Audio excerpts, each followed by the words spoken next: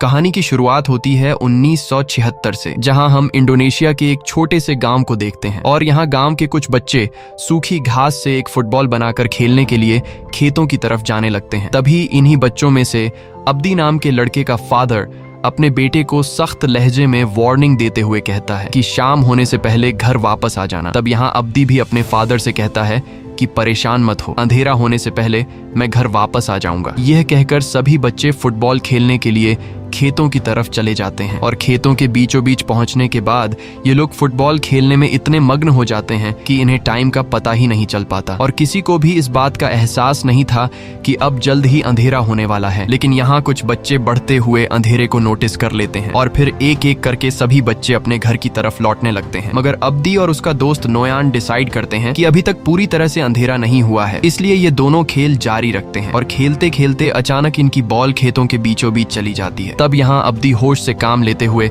अपने दोस्त से कहता है कि अभी अंधेरा होने वाला है, इसलिए हमें बॉल को यहीं खेतों के बीच छोड़ देना चाहिए और कल सुबह आकर रोशनी में हम अपनी बॉल को ढूंढ लेंगे। लेकिन नोयान बॉल को अभी ही लेना चाहता था और फिर अब्दी ना चाहते हुए अपने दोस्त के साथ बॉल को ढूंढने के लिए खेतों के बीचों बीच आ जाता है, जहां यह दोनों बॉल को ढूंढने लगते हैं। लेकिन घनी घास होने की वजह से इन्हें बॉल कहीं पर भी दिखाई नहीं देती और बॉल ढूंढते ढूंढते चारों तरफ काला अंधेरा छा जाता है और तभी इन्हें महसूस होता है कि यहाँ खेत में हम दोनों के अलावा कोई और भी है। अब यहाँ डर के मारे अब्दी नोयन से कहता है कि हमें वापस जाना चाहिए, लेकिन नोयन बिना बॉल ढूंढे किसी भी कीमत पर घर वापस जाने को तैयार नहीं था। और फिर जब ये दोनों खेत में कुछ और आगे बढ़ते हैं तभी इन्हें सामने एक अजीब सी लड़की दिखाई देती है जो बहुत ही ज्यादा डरावनी दिख रही थी और वो लड़की इंसान तो बिल्कुल भी नजर नहीं आ रही थी। साथ ही वो लड़की इनकी बॉल अपने हाथों में लेकर खड़ी होती है। अब यहाँ वह लड़की नोयान को अपना बॉल लेने के लिए आगे आने को कहती है। तब नोयान भी उस लड़की की तरफ बढ़ने लगता है। यह देखकर अब्दी उसे रोकने की कोशिश करता है, लेकिन नोयान पूरी तरह से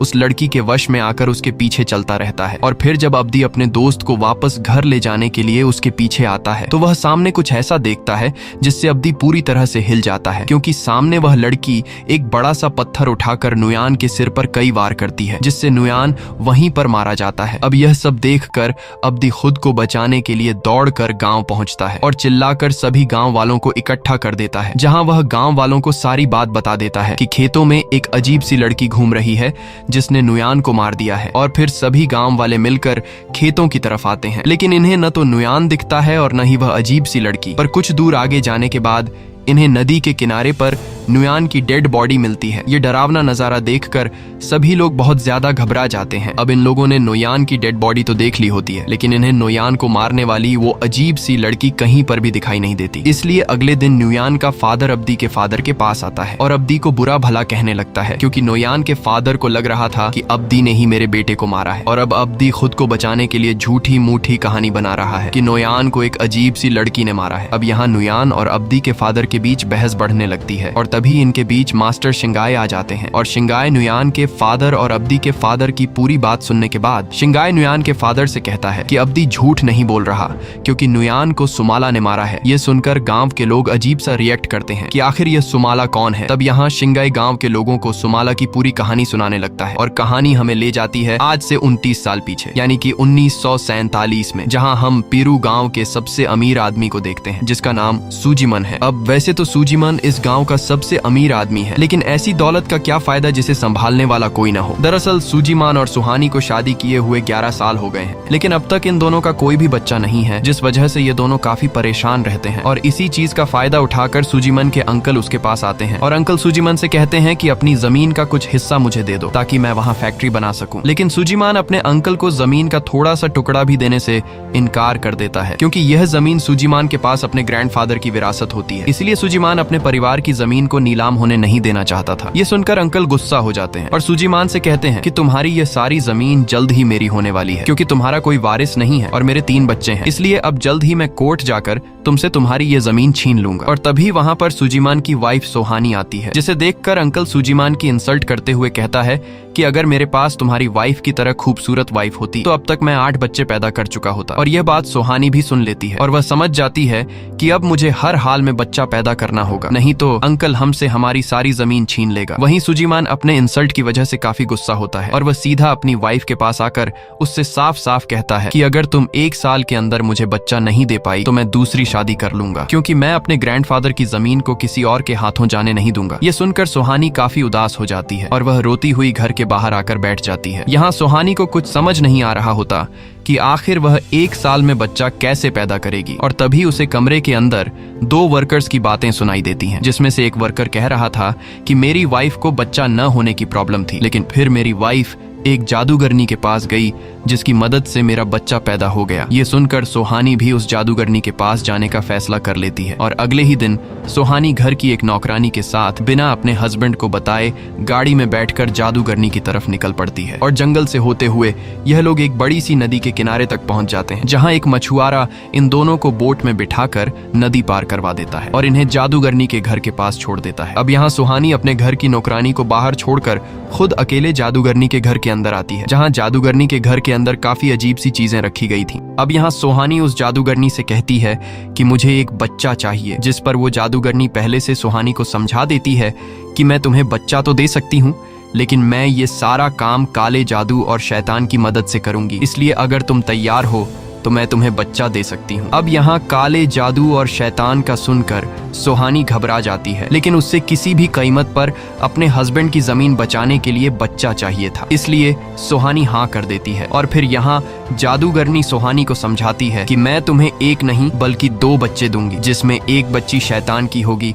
और दूसरी तुम्हारी। अब जो तुम्हारी बच्ची होगी वो बहुत ही ज्यादा खूबसूरत और मासूम होगी, लेकिन जो शैतान की बेटी होगी वो हद से ज्यादा बदसूरत और खतरनाक होगी। और शर्त ये है कि तुम इन दोनों बच्चियों को 10 साल तक एक बराबर प्यार करोगी। ये ना हो कि तुम अपनी बेटी के साथ अच्छा बर्ताव करो और शैतान की बेटी के साथ गलत बर्ताव करो। अगर तुमने ऐसा किया तो शैतान गुस्सा हो जाएगा और वो तुम्हारे पूरे परिवार को बर्बाद कर देगा। अब यहाँ सुहानी शैतान के साथ सौदा कर लेती है और फिर वो जादूगरनी एक खौफनाक रिचुअल शुरू करती है, जहाँ वो किसी के खून में अजीब अजीब चीजें मिलाती है और फिर वो एक लिक्विड सुहानी को पिलाती है। साथ ही जादूगरनी मंत्र भी बोल रही होती है और फिर देखते ही देखते अचानक सुहानी को कुछ होने लगता है और उसकी बॉडी जकड़ने लगती है। यहाँ सुहानी को बहुत ही तकलीफ हो रही थी और फिर सुहानी की बॉडी अजीब तरह से उलटी होकर हाथ और पैरों पर खड़ी हो जाती है। अब कुछ ही देर बाद हम देखते हैं कि सुहानी का पेट फूलने लगा है, जैसे वो प्रेग्नेंट हो गई हो। और यहाँ जादूगरनी का रिचुअल भी पूरा हो जाता है और रिचुअल पूरा होने के बाद जादूगरनी सुहानी से कहती है कि 2 महीनों के अंदर तुम्हें खुशखबरी मिल जाएगी। और अब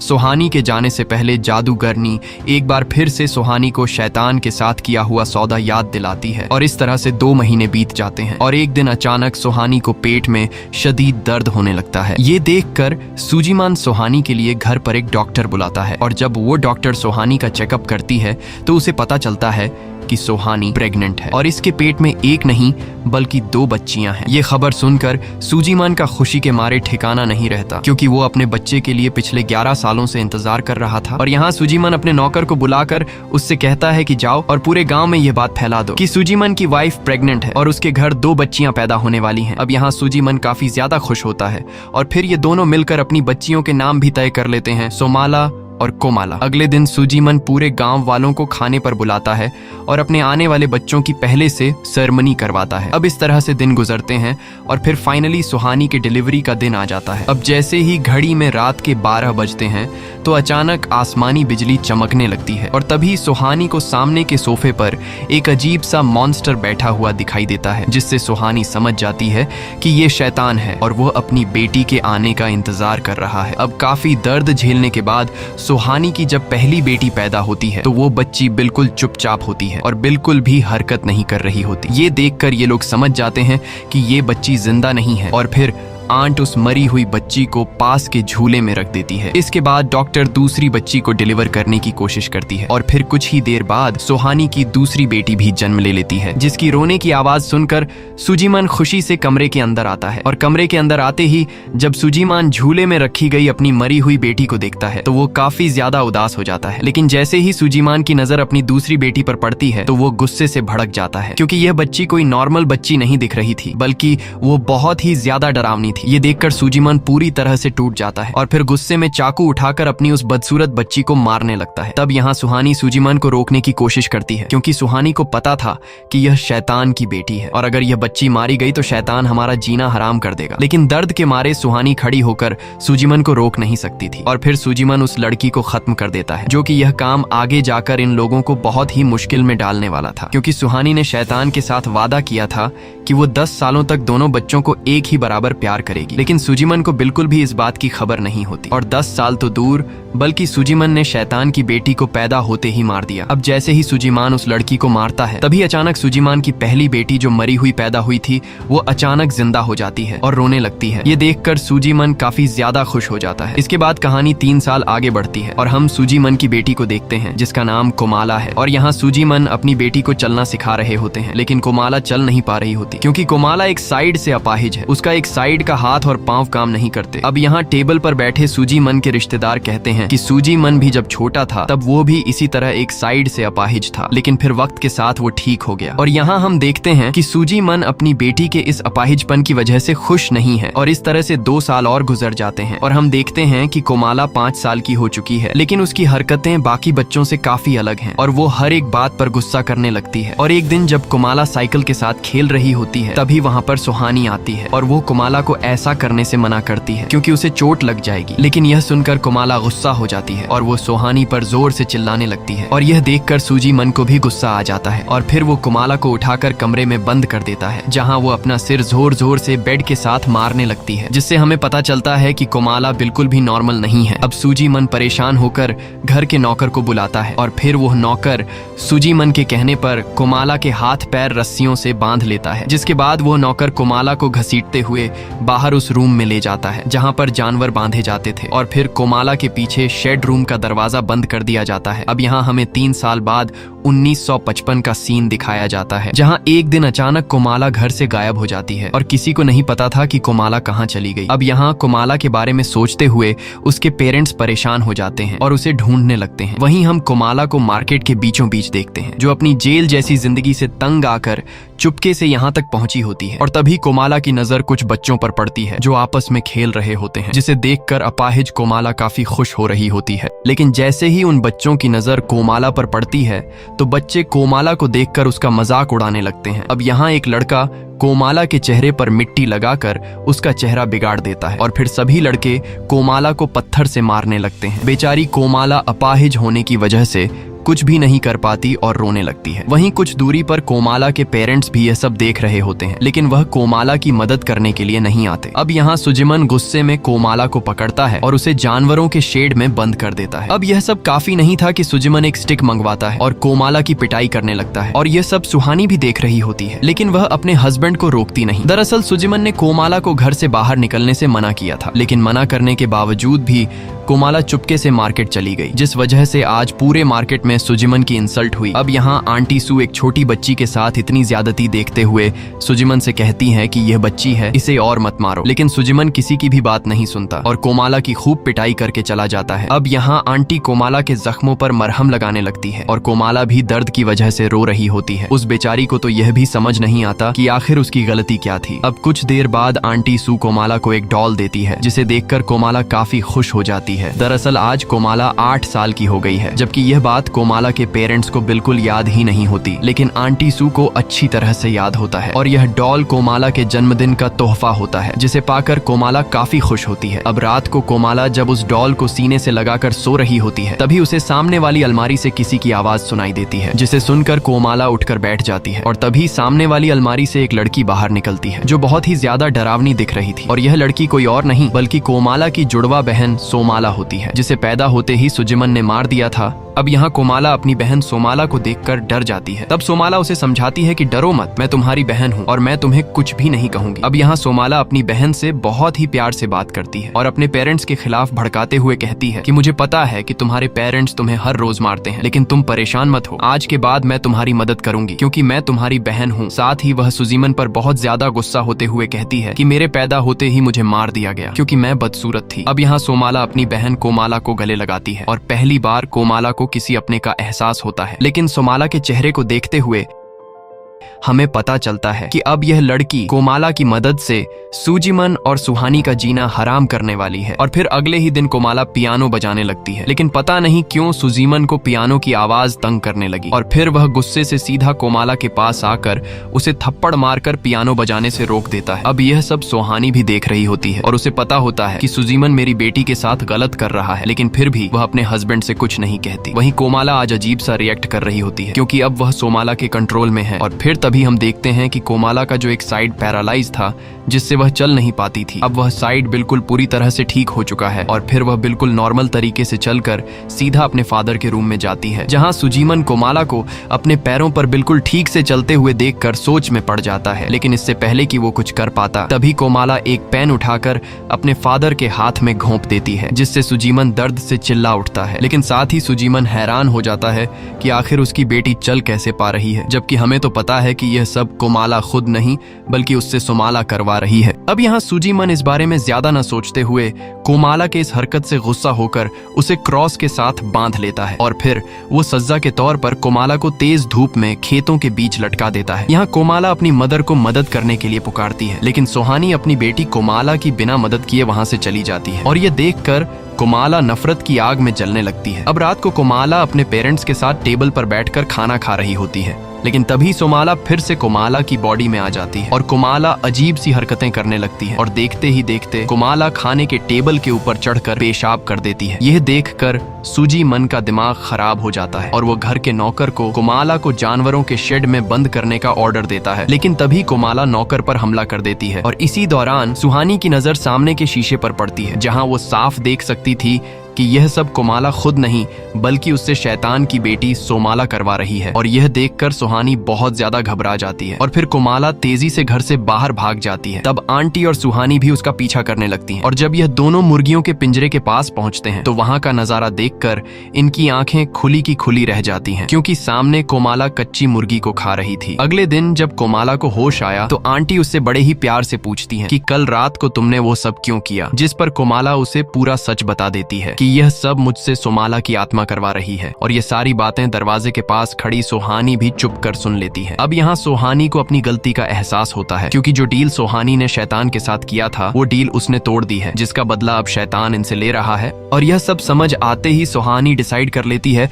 कि वो फिर से उस जादूगरनी के पास जाएगी जिसने उसे यह दोनों बेटियां शैतानी मदद से दी थी। और जब सुहानी उस जादूगरनी की तरफ जा रही होती है तब यहाँ आंटी उसे जाते हुए देख लेती है। अब यहाँ आंटी अपने बेटे शिंगाई से कहती है कि तुम कोमाला का ख्याल रखो, मैं जल्द ही वापस आ रही हूँ। और फिर आंटी सुहानी का पीछा करने लगती है। वहीं सुहानी नदी के किनारे पर पहुंच जाती है, जहाँ वो नाव के मालिक से कहती है कि मुझे जादूगरनी के पास जाना है। लेकिन यहाँ वो नाव का मालिक सुहानी को एक बुरी खबर सुनाते हुए कहता है कि उस जादूगरनी की तो 1 साल पहले ही मौत हो गई है। ये सुनकर सुहानी बहुत ज्यादा मायूस हो जाती है, क्योंकि अब उस जादूगरनी के अलावा सुहानी की कोई भी मदद नहीं कर सकता था। तभी वहाँ पर आंटी भी पहुँच जाती है और यहाँ सुहानी आंटी को पूरी सच्चाई बता देती है कि कैसे मैंने शैतान के साथ सौदा करके अपनी बेटियों को हासिल किया। और ये सब सुनकर आंटी भी हैरान रह जाती है। वहीं अब कोमाला के साथ और भी बुरा सलूक किया जाने लगता है और घर का नौकर कोमाला को पकड़कर शेड रूम में ले जाकर रस्सियों से बांध लेता है और फिर उसके पीछे शेड रूम का दरवाजा जंजीर से बंद कर देता है। वहीं आंटी सुजीमन से अपनी बेटी के साथ इतना जुल्म न करने की रिक्वेस्ट करती है, लेकिन सुजीमन कहता है कि जब तक कोमाला जंगलियों की हरकतें छोड़कर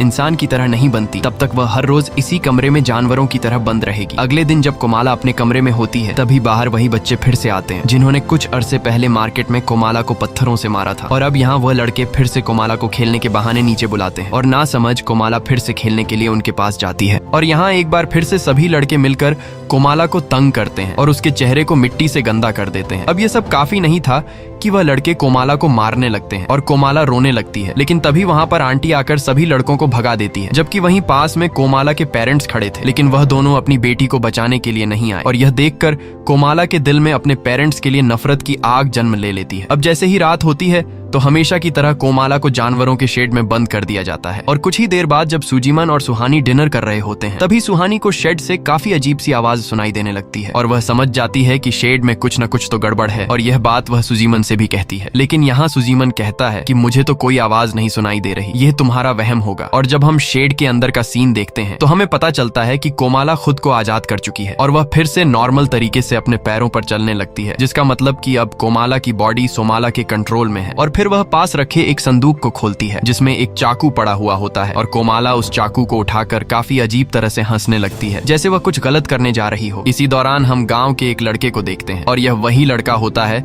जिसने कल रात कोमाला को अपने दोस्तों के साथ मिलकर मारा था। और यहाँ ये लड़का गांव के कुएं से पानी निकालने लगता है, लेकिन तभी झाड़ियों के पीछे से किसी के चलने की आवाज आती है, जिसे सुनकर डर के मारे यह लड़का तुरंत पीछे की तरफ मुड़कर देखता है, जहाँ कोई और नहीं बल्कि कोमाला होती है। और कोमाला को देखकर इस लड़के का डर दूर हो जाता है, क्योंकि इसे लगा कि यह अपाहिज लड़की मेरा क्या बिगाड़ लेगी। लेकिन तभी कोमाला के पीछे सोमाला बाहर निकलती है, जिसे देखकर उस लड़के की आंखें खुली की खुली रह जाती हैं, और फिर वह लड़का भागने की कोशिश करता है, लेकिन तभी कोमाला उसे पकड़ लेती है और चाकू से उस लड़के पर वार करके उसे बेरहमी से मार डालती है। और फिर कोमाला उस लड़के को उसी कुएं में फेंक देती है। अगले सीन में हम गाँव के 2 और लड़कों को जाते हुए देखते हैं, और यह 2 लड़के भी कोमाला को मारने में शामिल थे। अब यहाँ इन्हें बिल्कुल भी इस बात का अंदाजा नहीं था कि कोई इन पर नजर रख रहा है, और जैसे ही यह 2 लड़के एक बड़े से पेड़ के करीब पहुंचते हैं, तभी ऊपर पेड़ से कोमाला एक बड़ा पत्थर सीधा घुंघराले बालों वाले लड़के के सर पर मारती है, जिससे वह लड़का वहीं पर ढेर हो जाता है। यह देखकर वह दूसरा लड़का इससे पहले कि कुछ समझ पाता, तभी ऊपर पेड़ से कोमाला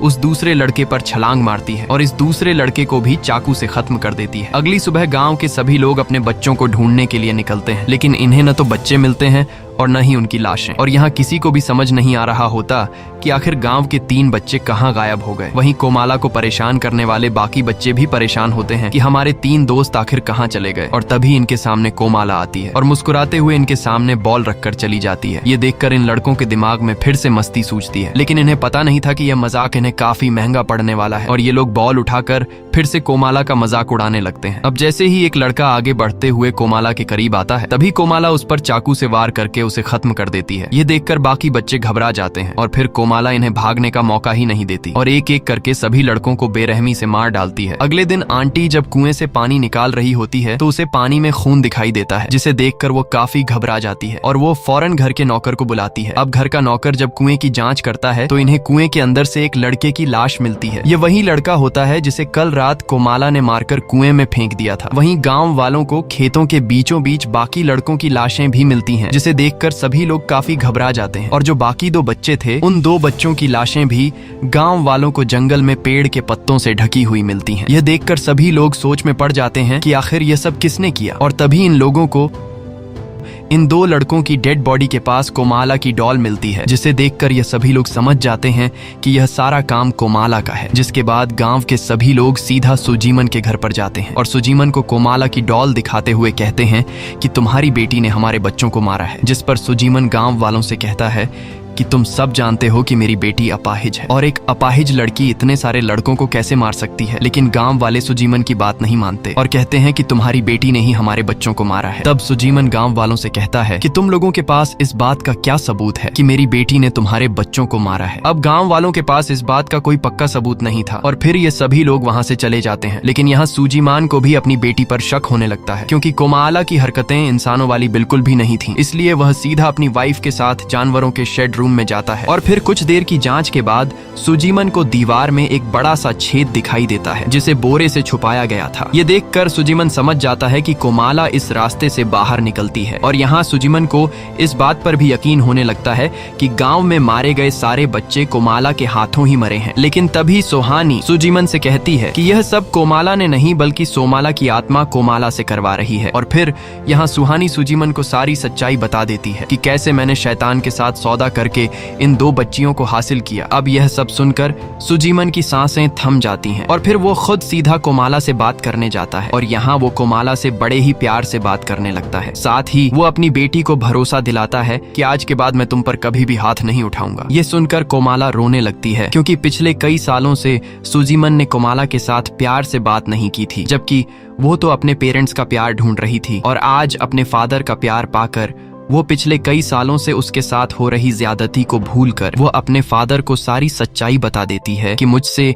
यह सब सोमाला की आत्मा करवा रही है। यह सुनते ही सुजीमन गहरी सोच में पड़ जाता है और एक बार फिर से वो अपनी बेटी के साथ हाथ न उठाने का किया हुआ वादा तोड़कर घर के नौकर को बुलाता है और उसे ऑर्डर देता है कि कोमाला पूरे गांव के लिए एक खतरा है, इसलिए तुम कोमाला को फिर से शेड रूम में ले जाकर पहले से ज्यादा कसकर बांधो। इसके बाद सुजीमन फैसला करता है कि अब वो एक तांत्रिक के पास जाएगा जो काले जादू और शैतानी अमल को तोड़ सकता है। वहीं घर का नौकर कोमाला को पहले से और ज्यादा कसकर बांध देता है और यहाँ कोमाला रो रही होती है। तब उसके पास आंटी आती है और उससे प्यार करने लगती है। यहाँ कोमाला आंटी के इतने प्यार को देखते हुए उससे कहती है कि आज रात मैं 10 साल की हो जाऊंगी, जिस वजह से सोमाला मेरी बॉडी पर पूरी तरह से कंट्रोल ले लेगी और सोमाला ने मुझसे कहा है कि आज रात वो यहाँ पर मौजूद सभी लोगों को मार देगी और मैं नहीं चाहती हूँ कि तुम मारी जाओ, क्योंकि तुमने एक माँ की तरह मेरा ख्याल रखा है। इसीलिए मैं चाहती हूँ कि तुम अभी के अभी इस गाँव को छोड़कर कहीं दूर चली जाओ, क्योंकि आज रात इस पूरे गाँव में मौत का खेल शुरू हो जाएगा। अब यहाँ आंटी कोमाला को छोड़कर नहीं जाना चाहती थी। तब कोमाला आंटी से कहती है कि अगर तुम मुझे खुश देखना चाहती हो तो यहाँ से चली जाओ, और साथ ही कोमाला पिछले कई सालों से उसका ख्याल रखने के लिए आंटी का शुक्रिया अदा करती है। और फिर यहाँ आंटी कोमाला को रोते हुए आखिरी बार गले लगा लेती है, जिसके बाद वो अपने बेटे शिंगाई को लेकर सुजीमन के घर से दूर निकल पड़ती है। तब यहाँ आंटी का बेटा शिंगाई अपनी माँ से बार बार कह रहा होता है कि हम यह घर क्यों छोड़कर जा रहे हैं, जबकि यहाँ हमें खाने पीने के लिए सब कुछ मिल रहा है। लेकिन आंटी उसे कुछ नहीं बताती और अपने बेटे को लेकर सुजीमन के घर से दूर निकल जाती है। वहीं दूसरी तरफ सुजीमन एक तांत्रिक के पास पहुंच चुका होता है और सुजीमन उस तांत्रिक को अपनी पूरी सच्चाई बता देता है जो कुछ उसकी वाइफ ने किया था। अब यहाँ तांत्रिक कुछ मंत्र पढ़ता है और फिर अचानक उसकी आंखें बिल्कुल सफेद हो जाती हैं, जिसके बाद वो सुजीमन को बताता है कि तुमने शैतान की बेटी को मारकर बहुत ही बड़ी गलती की है। शैतान अपनी बेटी की मौत से बहुत ज्यादा गुस्से में है और आज रात शैतान की बेटी पूरी तरह से तुम्हारी बेटी की बॉडी पर अपना कंट्रोल ले लेगी। इसलिए अगर रात होने से पहले तुमने शैतान की बेटी को अपनी बेटी की बॉडी में जाने से नहीं रोका तो शैतान की बेटी एक एक करके तुम सभी से अपना बदला लेगी। अब यहाँ सुजीमन तांत्रिक से पूछता है कि मैं अपनी बेटी को ठीक कैसे कर सकता हूँ, जिस पर वो तांत्रिक बताता है कि अगर तुम सोमाला को मेरे पास यहाँ लेकर आओ तो मैं रिचुअल करके तुम्हारी बेटी की बॉडी से सोमाला को हमेशा के लिए दूर कर दूंगा। और फिर वो तांत्रिक सुजीमन को एक चाकू देते हुए कहता है कि अगर तुम सोमाला को कंट्रोल नहीं कर सके और तुम समझ जाओ कि तुम सोमाला को मेरे पास नहीं लेकर आ सकते हो, तब तुम यह चाकू सीधा सोमाला के दिल में घोंप देना, जिसमें सोमाला के साथ कोमाला भी मारी जाएगी। अब यहाँ सुजीमन तांत्रिक की बात को मानते हुए चाकू लेकर अपने घर की तरफ निकल पड़ता है। वहीं दूसरी तरफ घर के नौकर की एक अजीब आवाज से आंख खुलती है और जब वह उस जगह पर आता है जहाँ उसने कोमाला को बांध रखा था तो वो देखता है कि कोमाला खुद को आजाद कर चुकी है। और फिर तभी पास की झाड़ियों में से कोमाला रोते हुए दिखाई देती है। अब नौकर जैसे ही कोमाला को पकड़ने की कोशिश करता है तभी कोमाला उस पर चाकू से वार करती है, लेकिन नौकर जैसे तैसे करके चाकू के वार से खुद को बचा लेता है और फिर वो अपनी जान बचाने के लिए घर की तरफ भागता है। लेकिन कोमाला उसका पीछा नहीं छोड़ती और फिर कोमाला घर के अंदर आकर नौकर के पीछे चाकू फेंकती है जो सीधा नौकर की बॉडी के आर पार चला जाता है। इसके बाद वो बेरहमी से उसका गला काट देती है। अब बारी थी सुहानी की और सुहानी अपने कमरे में सो रही होती है, लेकिन तभी उसकी आंख पियानो की आवाज से खुल जाती है और जब वो पियानो की आवाज को फॉलो करते हुए पियानो के करीब आई तो वहाँ उसने देखा कि कोमाला पियानो बजा रही है। और यहाँ कोमाला काफी डरावनी मुस्कुराहट से सुहानी की तरफ देखती है और फिर वो एक बड़ा सा चाकू लेकर उसकी तरफ बढ़ने लगती है। यह देखकर सुहानी काफी ज्यादा डर जाती है और तभी सुहानी की नजर सामने के शीशे पर पड़ती है जिसमें वो साफ देख सकती थी कि यह सब सोमाला मेरी बेटी से करवा रही है। अब यहाँ सुहानी पीछे की तरफ जाते हुए कांपती आवाज में कोमाला से माफी मांगती है, लेकिन तभी वो पीछे घर के नौकर की लटकी हुई डेड बॉडी से टकराती है, जिसकी डेड बॉडी को देखकर सुहानी समझ जाती है कि अब सोमाला मुझे भी मारने वाली है। और फिर सुहानी खुद को बचाते हुए भागकर ऊपर वाले फ्लोर के कमरे में छिप जाती है, लेकिन सोमाला वहां भी पहुंचकर दरवाजे पर चाकू से कई वार करके दरवाजा तोड़कर अंदर आ जाती है और फिर वह सीधा अपनी माँ के पैर पर चाकू से वार करके उसे बुरी तरह से घायल कर देती है। अब यहाँ सुहानी रो रो कर सोमाला से माफी मांगती है, लेकिन सोमाला आज किसी को माफ करने के मूड में नहीं थी और यह बात पहले से सुहानी जानती थी कि सोमाला मुझे माफ नहीं करेगी, क्योंकि उसने सब कुछ जानने के बावजूद भी पिछले कई सालों से कोमाला के साथ गलत होने दिया और आज सुहानी को अपनी गलती का एहसास होता है। अब यहाँ सुहानी अपनी आखिरी इच्छा के तौर पर सोमाला से कहती है कि मैं एक बार अपनी बेटी कोमाला से बात करना चाहती हूँ। तब सोमाला मान जाती है और वह अपनी बॉडी का कंट्रोल वापस कोमाला को दे देती है। अब यहाँ सुहानी रो रो कर कोमाला से माफी मांगती है कि मैं एक अच्छी माँ बन नहीं पाई। अब कोमाला अपनी माँ की यह हालत देखकर काफी दुखी हो जाती है और वह अपनी तरफ से सुहानी को माफ कर देती है, लेकिन सोमाला उसे माफ करने के लिए तैयार नहीं थी और फिर सोमाला बेरहमी से सुहानी को मार डालती है। अब कुछ देर बाद सुजीमन भी अपने घर पहुंच जाता है और जब वह सीढ़ियों के नीचे घर के नौकर की लाश देखता है तो वह अपनी वाइफ के लिए परेशान होकर सीधा ऊपर वाले फ्लोर पर आता है, जहाँ उसे अपनी वाइफ की लाश भी दिखाई देती है, जिसे देखकर सुजीमन जोर जोर से रोने लगता है और वह अंदर ही अंदर पूरी तरह से टूट जाता है। अब यहाँ सुजीमन समझ जाता है कि मेरी वाइफ और घर के नौकर ने कोमाला के साथ इतना बुरा नहीं किया है जितना बुरा मैंने कोमाला के साथ किया है, इसलिए अब कोमाला मुझे भी नहीं छोड़ने वाली है। लेकिन इससे पहले कि सुजीमन अपनी जान बचाकर भाग पाता, तभी उसकी नजर कमरे के अंदर रखी गई कुर्सी पर पड़ती है जिस पर कोमाला बैठी होती है और साथ ही वहाँ सोमाला भी खड़ी होती है और सोमाला काफी डरावनी नजर से सुजीमन की तरफ देखती है। इसके बाद सोमाला सुजीमन की नजरों के सामने कोमाला की बॉडी के अंदर चली जाती है, यानी कि अब फिर से कोमाला की बॉडी पर सोमाला का कंट्रोल है और फिर सोमाला सुजीमन की तरफ बढ़ते हुए उस पर हमला कर देती है, जिससे सुजीमन का पैर बुरी तरह से घायल हो जाता है। लेकिन सुजीमन किसी तरह करके खुद को बचाकर घर से बाहर निकल आता है और लंगड़ाते हुए चलकर गांव के बीचों बीच खतरे की घंटी को बजा देता है, जिसकी आवाज सुनते ही सभी गांव वाले सुजीमन के पास पहुंच जाते हैं। यहाँ सुजीमन गांव वालों को बताता है कि मेरी वाइफ और मेरे घर का नौकर मारा गया है। ये सुनकर सभी गांव वाले सुजीमन के घर पहुंचते हैं, जहां गांव वाले अपनी आंखों से देख पाते हैं कि किसी ने सुजीमन की वाइफ और उसके नौकर को मार दिया है। अब यहाँ सुजीमन गांव वालों को बता देता है कि मेरी वाइफ और घर के नौकर को कोमाला ने मारा है, लेकिन यह काम कोमाला ने खुद नहीं किया है, बल्कि उसमें शैतान की बेटी की आत्मा है जो उससे ये सब करवा रही है। इसीलिए हमें कोमाला को पकड़कर तांत्रिक के पास लेकर जाना होगा ताकि तांत्रिक कोमाला से शैतान की बेटी का साया दूर कर दे। लेकिन यह सब सुनकर गांव वाले गुस्सा हो जाते हैं, क्योंकि अब इन लोगों को इस बात पर यकीन हो चुका था कि कुछ दिन पहले गांव के जो लड़के मारे गए थे उन सभी को कोमाला ने मारा है। इसीलिए गांव वाले कोमाला को मारने के इरादे से निकल पड़ते हैं। अब यहाँ सुजीमन गांव वालों को रोकने की कोशिश करता है, लेकिन गांव वाले किसी की भी बात नहीं सुनते। तब यहाँ सुजीमन भी तांत्रिक का चाकू और रस्सी उठाकर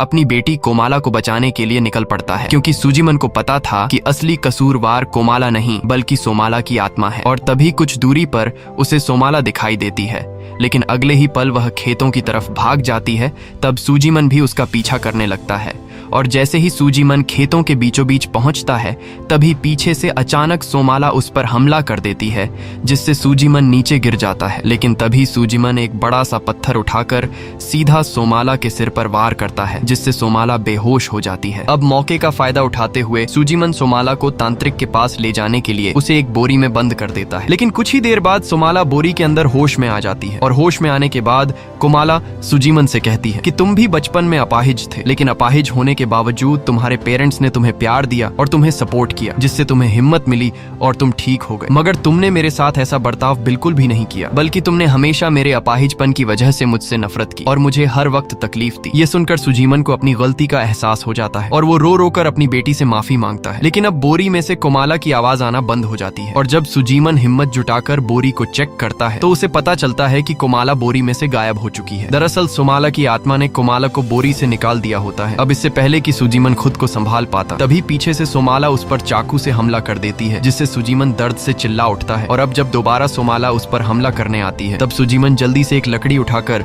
सीधा सोमाला के सिर पर दे मारता है, जिससे सोमाला बेहोश हो जाती है। और अब सुजीमन इस मौके को जाया होने नहीं देना चाहता था और वह समझ जाता है कि मैं कभी भी सोमाला को तांत्रिक के पास नहीं लेकर जा सकता हूँ। इसलिए वो जल्दी से तांत्रिक का दिया हुआ चाकू उठाकर सीधा सोमाला के दिल में घोंप देता है, जिससे सोमाला की मौत हो जाती है और सुजीमन अपनी बेटी को खोकर काफी उदास हो जाता है। लेकिन तभी कहानी में एक बड़ा ट्विस्ट आता है और हम देखते हैं कि सोमाला अभी मरी नहीं है। अब यहाँ सोमाला बैठकर सुजीमन को बताती है कि कोमाला की बॉडी में जाने के बाद मेरी बॉडी में बदलाव हो चुके हैं और मेरा दिल दाईं साइड से बाईं साइड पर चला गया है, इसलिए तांत्रिक का दिया हुआ चाकू सोमाला के दिल में लगा ही नहीं था, जिससे सोमाला जिंदा बच गई। और फिर यहाँ सोमाला बड़ी बेरहमी से सुजीमन पर चाकू से वार करती है और आखिर में वो 2 लकड़ियों के टुकड़े उठाकर सीधा सुजीमन की आंखों में घोंप देती है, जिससे सुजीमन की दर्दनाक मौत हो जाती है। अगली सुबह गांव वालों को खेतों में सुजीमन की लाश मिलती है और सुजीमन की बॉडी को इस तरह से लटकाया गया था जिस तरह वो कभी कोमाला की बॉडी को लटकाया करता था। यानी कि अब सोमाला का बदला पूरा हो चुका है। अब यहाँ कहानी फिर से प्रेजेंट में आती है,